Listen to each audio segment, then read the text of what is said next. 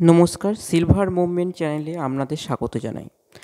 আজকে চলে এসেছি নতুন একটা ভিডিও নিয়ে। আজকের ভিডিওটা একটু অন্যরকমের। আজ আমি বেরিয়ে পড়েছিলাম কাকদ্বীপ বন্দরে যাওয়ার উদ্দেশ্যে।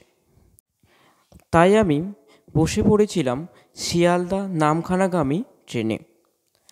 আজকের আমি আপনাদেরকে ঘুরে দেখাবো কাকদ্বীপ বন্দরের পুরো ভেতরের যে অংশটা, আর সেই সাথে ওখানকার যে ফেরিঘাট। তো পুরো ভিডিওটা আমরা দেখতে থাকুন, খুবই ইন্টারেস্টিং হতে যাচ্ছে। অবশেষে আমি চলে এসেছি কাকদ্বীপ ফেরিঘাটে। এটার নাম 4 নম্বর ফেরিঘাট। সামনে দেখছেন যে সমস্ত ভেসেলগুলো দাঁড়িয়ে আছে, ওদের প্রত্যেকের গন্তব্য হচ্ছে গঙ্গাসাগর। এছাড়া এখানে অনেক ভেসেল আছে যাদের গন্তব্য ঘোড়ামারা আইল্যান্ড। আপনারা হয়তো অনেকে ঘোড়ামারা আইল্যান্ডের নামও শুনেছেন। কারা কারা ঘোড়ামারা আইল্যান্ডের বাসিন্দা আর কারা কারা সাগর আইল্যান্ডের বাসিন্দা অবশ্যই আমাকে কমেন্ট করে যাবেন। আমি যখন এসেছিলাম তখন এখানে ভাটা চলছিল, যার জন্য জলটা কিন্তু অনেকটা নেমে গেছে। আর অনেক ভেসেল যেগুলো এসে এখানে দাঁড়িয়ে আছে, এরা অপেক্ষা করছে কখন যাত্রী হবে এবং তারপরে এদেরকে নিয়ে একুল থেকে ওকুলে পাঠিয়ে দেবে। দেখুন এখানে যে সমস্ত ভেসেলগুলো আছে প্রত্যেকের মাথায় কিন্তু জাতীয় পতাকা। এমন কোনো ভেসেল নেই যে যার মাথায় কোনো জাতীয় পতাকা নেই। অনেক দূরের দিকে তাকালে দেখা যায় অনেক ভেসেল আর হচ্ছে ছোটো ছোটো নৌকাগুলো। ওই যে দূরে দেখছেন যে সমস্ত ছোটো ছোটো নৌকাগুলো আছে, ওরা কিন্তু ওখানে মাছ ধরছে। তো অবশেষে আমি এখন চলে আসলাম কাকদ্বীপের যে মেন যে মৎস্য বন্দর সেখানে। এখানে দেখুন যে সমস্ত এই যে নীল কালারের যে সুতোগুলো আছে, এগুলো দিয়ে জাল তৈরি করা হয়। আর এখানে যে সমস্ত ভেসেলগুলো দাঁড়িয়ে আছে, এগুলোকে নিয়ে লোকজন যায় মাছ ধরার উদ্দেশ্যে। তবে আমি যখন এসেছিলাম তখন দেখলাম প্রচুর লোক কিন্তু ওরা জাল তৈরি করছে, কারণ এই জালগুলো দিয়েই তবেই তো ইলিশ মাছটা ধরা হবে। তাই এদের মধ্যে ব্যস্ততা কিন্তু এবারে অনেকটাই বেশি, কারণ আপনারা জানেন এবারে যে ইলিশের বাজারে যে ইলিশ পরিমাণটা যথেষ্টই কম। তবে এখানে আমি দেখলাম অনেক ভেসেল দাঁড়িয়ে আছে যেগুলো নিয়ে কিন্তু ওরা মাছ ধরতে যাবে না। তবে কিছু কিছু ভেসেল রেডি হচ্ছে যেগুলো আজকের 3টে বা 3:30 দিকে বের হবে। ওদের উদ্দেশ্য হচ্ছে ইলিশ মাছ ধরা এবং তার সাথে অন্য যে সমস্ত মাছগুলো আছে সেগুলোকেও ধরা। তবে আমি একটা জিনিস দেখলাম, প্রত্যেকটা ভেসেলে কিন্তু আলাদা আলাদা নাম।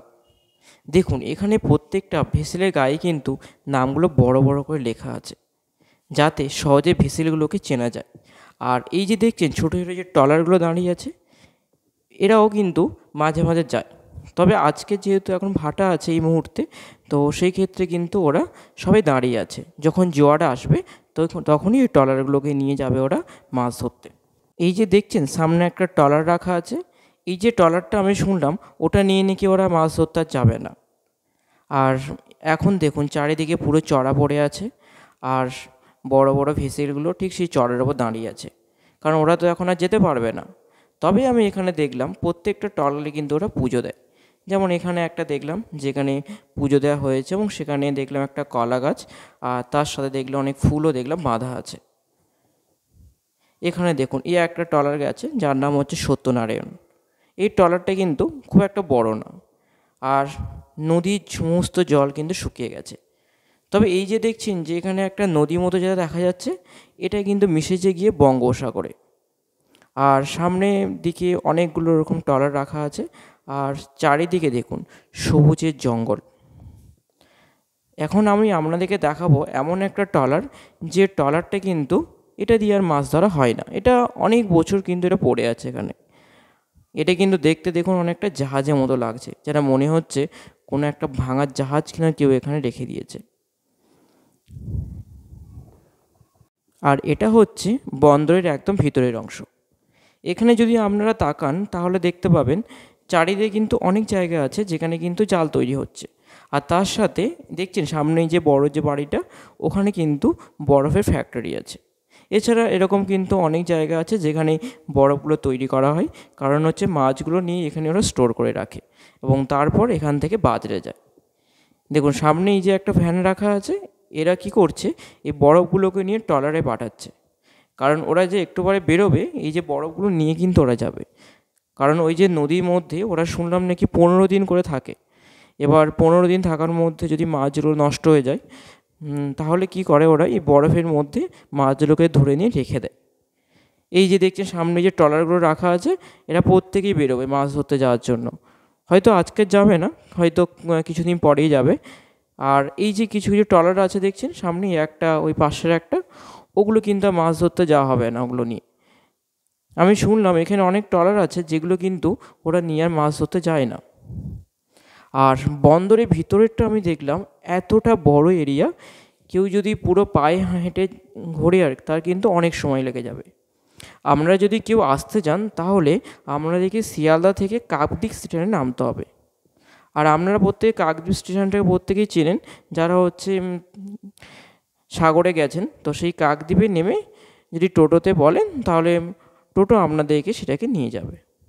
তো অবশেষে এবার আমার বাড়ি ফেরার পালা। তো যখন আমি বাড়ি ফিরছিলাম দেখলাম আকাশ পুরো একদম কালো মেঘে ছেয়ে গেছে, আর ট্রেনটা দৌড়াচ্ছিল সবুজ হচ্ছে মাঠের বুক চিরে, যেটা দেখতে কিন্তু একটা দারুণ লাগছিল। আর চারিদিকে যত চোখ যায় শুধু সবুজের সমারোহ। দেখা হচ্ছে অন্য কোনো ভিডিও।